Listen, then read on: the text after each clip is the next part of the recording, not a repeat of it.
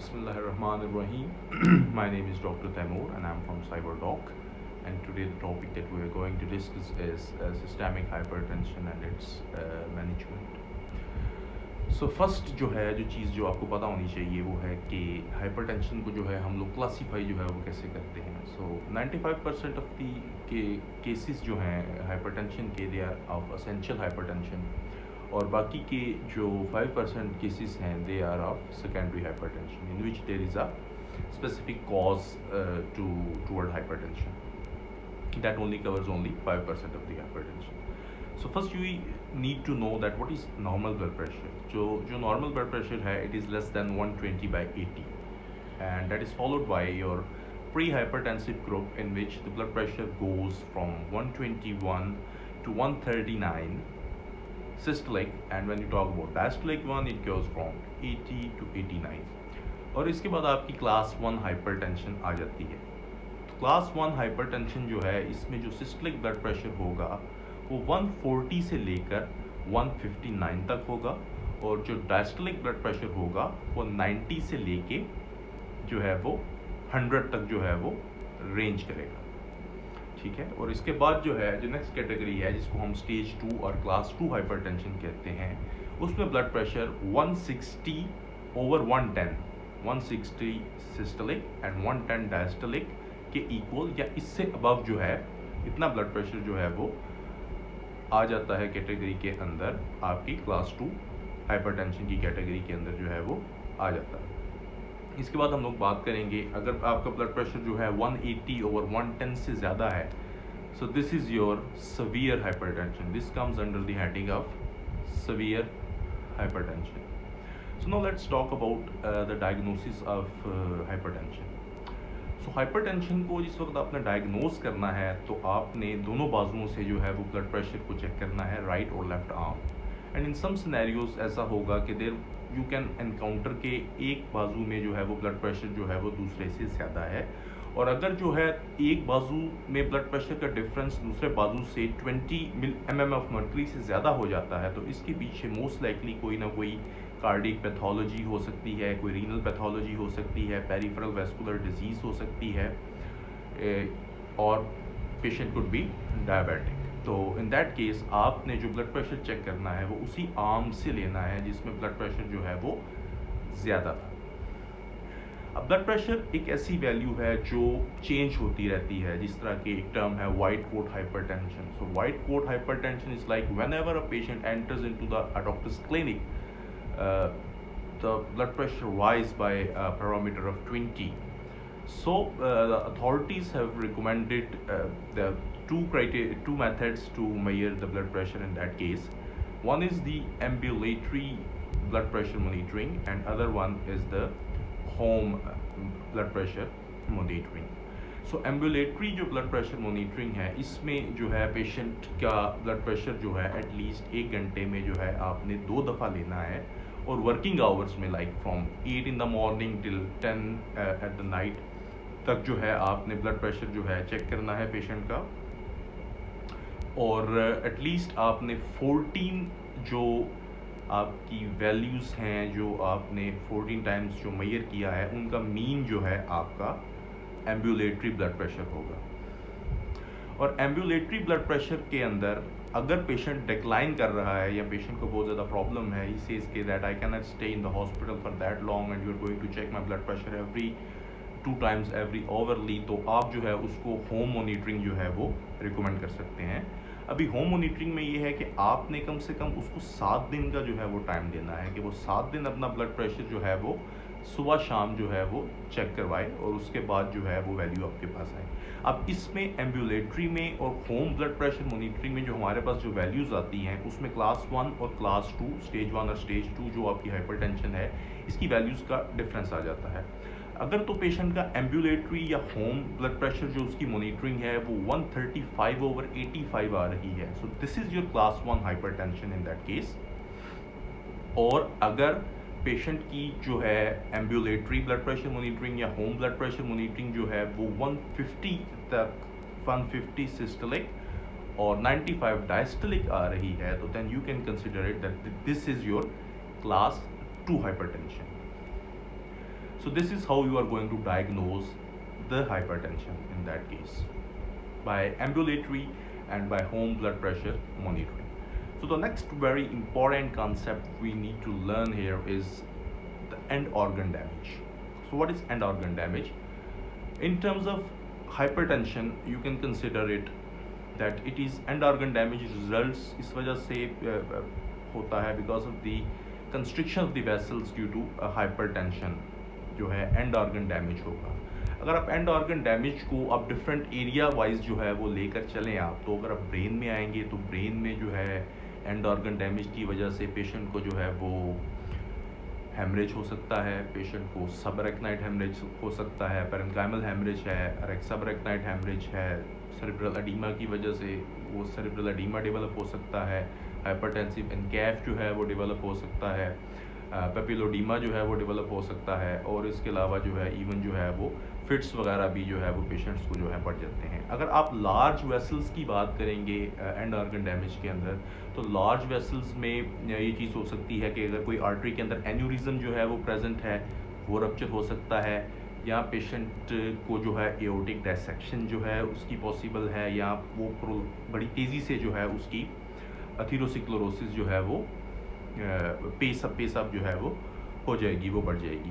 इसके बाद अगर आप आते हैं हार्ट की तरफ, तो हार्ट में एंड ऑर्गन डैमेज को जो है वो डिफाइन ये चीज़ करेगी कि हार्ट में पेशेंट को जो है वो मायोकार्डियल इन्फॉक्शन होने के जो है वो चांसेस हैं, या फिर जो है वो पल्मोनरी एडीमा होने के जो है वो चांसेस हैं. और इसके अलावा अगर हम किडनीज़ की बात करें, तो किडनीज़ में अगर आप देखें तो किडनीज़ में ये होगा कि हीमाचूरिया हो सकता है, या पेशेंट को जो है वो प्रोटीन यूरिया के साथ जो है वो आपके पास प्रेजेंट कर सकता है. This is and organ damage. और इसमें जो है अगर आप आइज़ की बात करें तो आइज़ में लाइक ब्लरिंग ऑफ विजन है, पेपिलोडीमा है, तो ये सारी जो है इसकी आइज़ की मैनिफेस्टेशंस है. अभी जो चीज़ है कि हमें एंड ऑर्गन डैमेज को कैसे डायग्नोज करना है. अगर आप हिस्ट्री के ऊपर सिर्फ आते हैं, अगर आप हिस्ट्री की बात करते हैं, तो हिस्ट्री की बेस के ऊपर अगर पेशेंट आपको बताता है कि उसको एपिसोड्स होते हैं एपिस्टेक्सिस के और ब्लरिंग ऑफ विजन होती है, और ये इस तरह की जो चीज़ें हैं वो आपको हिस्ट्री के ऊपर जो है वो बताएगा. अगर आप उसको एग्जामिनेशन के ऊपर लेके जाएंगे, तो अगर आप उसको एग्जामिन करेंगे तो आपको फंडोस्कोपी के ऊपर जो है वो पेपिलोडीमा मिलेगा. और अगर आप जो है उसको उसकी एपेक्स बीट वगैरह को जो है वो पाल्पेट करेंगे, तो उसमें जो है वो आपको शिफ्ट मिलेगी. और इसके अलावा अगर आप इन्वेस्टिगेशंस की बात करेंगे, तो इन्वेस्टिगेशंस में एंड ऑर्गन डैमेज को डायग्नोज करने के लिए we have to look for an ECG as well as an RFT. Patients के जो है वो आरएफटी जो है वो डिरेंज हो सकते हैं, और दूसरे नंबर पे जो है patient can have that left ventricular hypertrophy. और इस लेफ्ट वेंट्रिकुलर हाइपरट्रॉफी को हम लोग जो डायग्नोज करेंगे वो ईसीजी के ऊपर डायग्नोज करेंगे. अब ईसीजी के ऊपर जो है लेफ्ट वेंट्रिकुलर हाइपरट्रॉफी को हम लोग ऐसे डायग्नोज करेंगे कि जो चेस्ट लीड्स होती हैं V1 से V6 तक, V1 टू V6, उसमें हम जो V1 है उसमें हमने एस वेव को देखना है, उसमें हमने एस वेव की जो है वो लेंथ को जो है देखना है, और V5 या V6 के अंदर हमने आर वेव की लेंथ को देखना है. अगर इन दोनों की लेंथ को हम लोग कंबाइन कर लें और ये मिला के टोटल 35 मिलीमीटर यानी कि 35 स्मॉल स्क्वायर्स का डिस्टेंस जो है ईसीजी के ऊपर कवर कर लें, तो that means that your patient has left ventricular hypertrophy, and it is one of the diagnostic sign of end organ damage in that criteria. So end organ damage हमारे लिए क्यों इसको जो है वो समझना ज़रूरी है, because hypertensive जो crisis है it is totally dependent on the presence or absence of your end organ damage. और इसमें यह है कि इसके अकॉर्डिंग ही हमारा जो है वो प्लान भी जो है वो चेंज हो जाएगा कि हमने प्लान कैसे करना है, पेशेंट को मैनेज कैसे करना है, स्पेशली इन दी एमरजेंसी में जिस वक्त हमारे पास जो है वो पेशेंट प्रेजेंट करेंगे, तो इन दैट केस जो है वो हमारे लिए ये चीज़ बहुत ज़रूरी है. तो इसमें जो टर्मिनोलॉजीज आती हैं, एक टर्मिनोलॉजी है हाइपरटेंसिव अर्जेंसी. अब हाइपरटेंसिव अर्जेंसी जो है ये डिफ़ाइन होती है कि ब्लड प्रेशर जो है वो 180/110 या इससे ज़्यादा है, और पेशेंट जो है विदाउट एंड ऑर्गन डैमेज के साथ आपके पास जो है वो प्रेजेंट किया है. एंड ऑर्गन डैमेज क्या है वो मैं आपको पहले समझा चुका हूँ. तो ब्लड प्रेशर ऑफ 180/110 और greater without the evidence of and organ damage is called hypertensive urgency. अब इसमें जो हमने ब्लड प्रेशर को कंट्रोल करना है वो यूं है कि आपने 24 आवर के अंदर जो है पेशेंट का ब्लड प्रेशर जो है वो 25% ड्रॉप करना है। 24 आवर्स के अंदर अंदर पेशेंट का जो करंट ब्लड प्रेशर है उससे 25% डाउन आपने जाना है 24 आवर्स के अंदर अंदर। और इसमें मोस्टली जो है आपके ओरल एजेंट्स यूज होते हैं। ओरल एजेंट्स में जो है जिस तरह like your calcium channel blockers can be used, like your diuretics can be used, like beta blockers can be used, like S can be used. तो ये ड्रग्स जो हैं, ओरल ड्रग्स जो हैं, वो आप पेशेंट को जो है वो दे सकते हैं। ऑन दी अदर हैंड जिस वक्त हम एमरजेंसी की बात करते हैं, तो एमरजेंसी की जो बात हम कर रहे हैं तो उसमें जो है हमें ब्लड प्रेशर जो है वो ड्रॉप करवाना है 1 आवर के अंदर अंदर 25%। Blood pressure should be lower down within 1 hour, otherwise your patient will suffer massive problems.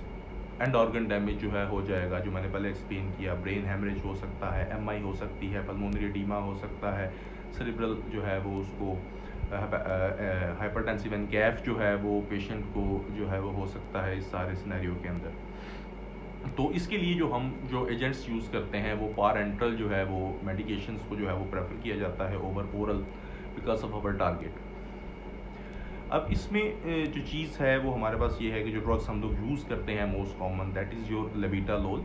लेबिटालोल का जो डोज होता है वो होता है 2 mg पर मिनट, और मैक्सिमम आप जा सकते हैं 200 mg तक। इसके बाद जो ड्रग हम लोग यूज़ कर सकते हैं इसमें ग्लिसराइल ट्राइनाइट्रेट का जो है वो यूज़ होता है, और ग्लिसराइल ट्राइनाइट्रेट का जो डोज है that goes from 0.6 to 1.2 mg per hour. The third drug that we can use here is sodium nitroprusside. अब सोडियम नाइट्रोप्रोसाइड का जो डोज है that is 0.3 to 1 mg per kg per minute. And last but not the least, you can use hydralazine. In that scenario, hydralazine can be given intramuscularly or intravenously 10 to 20 mg after every half hourly. You can give this to your patient unless you have achieved your goals. So that is the difference between hypertensive urgency and emergency, is that how the end organ damage is going to change the way we are going to treat the patient in the emergency. Like in the urgency, you can use simple oral drugs like nifedipine, you can use captopril, you can use atenolol, you can use Lasix, and on the other side we can use parenteral drugs in that. In this context, there is another term known as the malignant hypertension. So how the malignant hypertension is different from like hypertensive emergency is that it always presents to you with papilloedema. So it is defined as a blood pressure of 200 by 130 with papilloedema. It always presents with papilloedema. Now the most commonly जो patient हमारे पास जो इस problem के साथ जो है वो present करेंगे, अब उनमें जो प्रॉब्लम्स आएंगी उनमें जो चीज़ आएगी वो ये होगी कि उनको ब्लरिंग ऑफ विजन होगा, नोजिया वॉमिटिंग होगा, इसके अलावा जो है उनको सीजर्स जो है वो हो सकते हैं, और पेशेंट जो है वो एनकैफ के अंदर जा सकता है। इसके अलावा जो है पेशेंट एमआई में मायोकार्डियल इन्फेक्शन हो सकती है, या पेशेंट को उसकी वजह से जो है वो एडीमा जो है वो डेवलप हो जाता है। अब इसमें भी जो हमारा मैनेजमेंट प्लान है वो यही है कि हमने 25% ब्लड प्रेशर को जो है 1 आवर के अंदर ड्रॉप करना है, और 12 to 24 आवर्स में हमने 100 तक जो है blood pressure 100 mm of mercury तक जो है हमने ब्लड प्रेशर को जो है वो डाउन लेके आना है malignant hypertension में। यहाँ पर एक जो इम्पोर्टेंट चीज़ है कि sometimes we have got patients who are diabetic, who are asthmatic, who presents with chronic obstructive airway disease, who have pulmonary, like who are undergoing through an MI। तो ऐसी condition में जो है हम लोग सडन बीटा ब्लॉकेट को जो है वो हम लोग एक्सेप्ट नहीं कर सकते। You are going to damage the patient rather than benefiting him. तो इन दैट केस जो है हम लोग जो दूसरी मेडिकेशंस हैं लाइक हाइड्रोलाजीन है, सोडियम नाइट्रोप्रोसाइड है, ग्लिसराइल ट्राइनाइट्रेट है, इनको जो है वो हम यूज़ करेंगे जहाँ पे हम बीटा ब्लॉकर्स को जो है वो यूज़ नहीं कर सकते। ऑल्दो एक ऐसा सिनेरियो जिसके अंदर जो है हमें अंडरलाइन काज का नहीं पता और कोई कंट्रा इंडिकेशन प्रेजेंट नहीं है, तो इन दैट केस आप लबीटालोल को जो है as a first line drug जो है वो यूज़ कर सकते हैं. Okay, so the next thing we are going to discuss here is what should be our goals. अब हम बात करेंगे कि हमने हाइपरटेंशन को जो है वो स्टेप बाय स्टेप जो है वो कैसे मैनेज करना है. सबसे पहले जो है जिस चीज़ का हमें पता होना चाहिए वो ये है कि हमारा टारगेट कितना है. अगर तो पेशेंट की एज 80 ईयर से कम है तो हमारा जो टारगेट ब्लड प्रेशर है वो 140/90 है. और अगर पेशेंट की एज 80 से ज़्यादा है तो हमारा जो टारगेट ब्लड प्रेशर है उसमें थोड़ी सी कंपनसेशन है. लाइक आपने उनका जो टारगेट ब्लड प्रेशर है वो 150/100 तक जो है वो एडजस्ट रखना है. ठीक है. Now we are going towards step wise management of it. So classically जो है इसको जो ट्रीटमेंट है हाइपरटेंशन की, it goes from to achieve first line जो है हमारे पास. अगर एज के लिहाज से हम लोग जो है ड्रग्स को जो है वो डिवाइड करेंगे इसमें. अगर तो पेशेंट की एज 55 ईयर से कम है या पेशेंट जो है अफ्रीकन या कैरिबियन ओरिजिन का है तो we are gonna use ACE और ARBs as first line drug. That's A at a side. और अगर दूसरी साइड पे अगर पेशेंट की एज जो है वो 55 ईयर से ज़्यादा है तो we are going to use a calcium channel blocker to achieve our target that I have told you before. Okay, this is step number 1. And in the step number 2 now हमने ये करना है कि हमने इन दो ड्रग्स को आपस में कंबाइन कर देना है. यानी कि हमने कैल्शियम चैनल ब्लॉकर को ACE ARBs के साथ जो है वो कंबाइन जो है वो कर देना है. अगर दो ड्रग्स को कंबाइन करने से भी हमारा ब्लड प्रेशर जो है वो कंट्रोल नहीं हो रहा, लाइक आपने कैल्शियम चैनल ब्लॉकर भी दे दिया, आपने ACE ARBs में से कोई ड्रग दे दिया और इसके बावजूद जो ब्लड प्रेशर जो है वो कंट्रोल नहीं हो रहा, तो हम फिर स्टेप 3 की तरफ जाते हैं. स्टेप 3 में ये है कि आपने थायाजाइड लाइक डायूरेटिक जो है इसके अंदर ऐड कर देना है. अब थायाजाइड लाइक डायूरेटिक में जो गाइडलाइंस हैं उनके अकॉर्डिंग आप इंडापामाइड को जो है वो ऐड कर सकते हैं. इंडापामाइड जो है वो आइदर जो है वो 1.5 mg OD और मैक्सिमम जो है आप 2.5 mg OD की लाइन के ऊपर जो है वो दे सकते हैं. यहाँ पर जो है एक चीज़ बहुत ज़रूरी है and that is the concept of resistant hypertension की. What is resistant hypertension? Resistant hypertension is अगर आप स्टेप 3 के ऊपर हैं और इसके बावजूद जो पेशेंट का ब्लड प्रेशर है वो 140/90 से ऊपर है, या आपने ऑप्टिमल थेरापी जितनी पेशेंट जो है वो टॉलरेट कर सकता है वो पेशेंट को दी है और उसके बावजूद उसका ब्लड प्रेशर जो है वो 140/90 से जो है वो ऊपर है, तो इसमें जो है आपको जो है पेशेंट को लेबल करना पड़ेगा कि ये जो है ये एक रेजिस्टेंट हाइपरटेंशन का जो है वो केस है. तो यहाँ तक जो है रेजिस्टेंट हाइपरटेंशन है. अभी स्टेप 4 की तरफ हम लोग जो है वो आएंगे. स्टेप 4 में ये है कि हमने जो है वो पेशेंट के पोटेशियम लेवल्स देखने हैं. 3 ड्रग्स वो ऑलरेडी ले रहा है ना, we are going to add some more diuretic in it.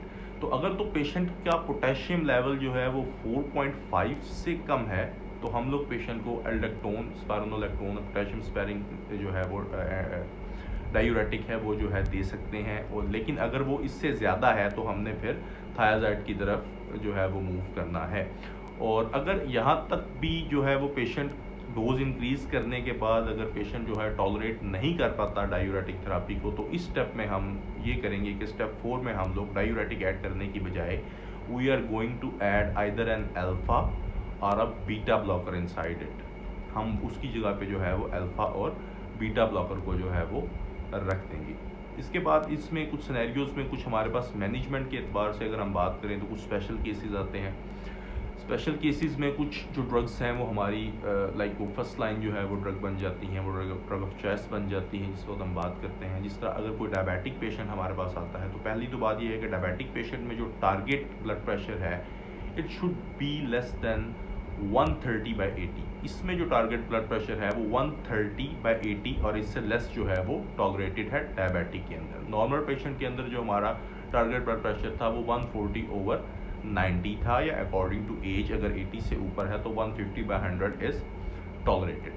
So now the next thing is special case like diabetes, अगर कोई डायबिटिक पेशेंट आपके पास आता है तो आपने उसको जो फर्स्ट लाइन जो ड्रग देनी है that is going to be an ACE और ARB। इसी तरह अगर कोई क्रोनिक किडनी डिजीज़ के साथ आपके पास पेशेंट आ जाता है तो उसमें जो फर्स्ट लाइन आपकी जो ड्रग होगी वो एस ARBs ही होंगे, unless until the patient has crossed the stage 3 of chronic kidney disease, then other measures can be adopted to control the blood pressure. Next thing is this कि अगर कोई benign prostatic hyperplasia के साथ आ सकता है तो in that case alpha blocker जो है वो ऐड किया जा सकता है रजीम में, क्योंकि अल्फा ब्लॉकर से उसको एक्सेसिव जो है वो बेनिफिट होगा। इसी तरह अगर कोई MI का पेशेंट जो है वो आपके पास आ जाता है हाइपरटेंशन के साथ, तो उस केस में जो है बीटा ब्लॉकर्स का जो है वो बहुत ज़्यादा रोल है, तो आप बीटा ब्लॉकर्स जो है वो रजीम में जो है वो ऐड कर सकते हैं, या इसके अलावा जो है एस यूज़ होते हैं। सिमिलरली अगर आप हार्ट फेलियर और ब्लड प्रेशर की बात करें तो उसमें डायूरेटिक्स और एस और ARBs का रोल भी जो है वो आपको नज़र आएगा। अब नेक्स्ट थिंग जो है जो इसके बाद जो हम लोग डिस्कस करने जाएंगे वो होगी the secondary causes of hypertension. Secondary causes of hypertension में जो कॉज सबसे ज़्यादा कॉमन है, सबसे ज़्यादा जो कॉमन कॉज है that is your primary hyperaldosteronism. Primary hyperaldosteronism is Conn's including your Conn syndrome. तो ये जो है आपका कॉन सिंड्रोम को इंक्लूड करेगा, और इसको डायग्नोज करने के लिए आप CT स्कैन या MRI एब्डोमेन करवाएंगे, जहाँ पे आपको जो है वो एडिनोमा जो है वो एडिनल ग्लैंड्स का जो है वो मिल जाएगा। इसके बाद अगर हम बात करें अदर जो कॉजेज़ हैं जो एंडोक्राइनोलॉजिकली जो है एसोसिएटेड हैं सेकेंडरी हाइपरटेंशन के साथ, तो उसमें जो है फियोक्रोमोसाइटोमा जो है वो आएगा, और फियोक्रोमोसाइटोमा को हम लोग जो है वो मेटानेफ्रीन, सीरम मेटानेफ्रीन लेवल्स के ऊपर जो है वो डायग्नोज कर सकते हैं। इसी तरह जो है अदर कॉजेज़ में कशिंग सिंड्रोम है, कॉर्टिसोल लेवल से जो है आप उसको जो है वो डायग्नोज कर सकते हैं। इसके अलावा जो है वो लिडल्स सिंड्रोम है। लिडल सिंड्रोम्स जो है it present you with hypertension and hypokalemia, and next thing is your renal causes, and in the renal causes you can going to look at glomerulonephritis, renovascular causes, they are the second most common causes.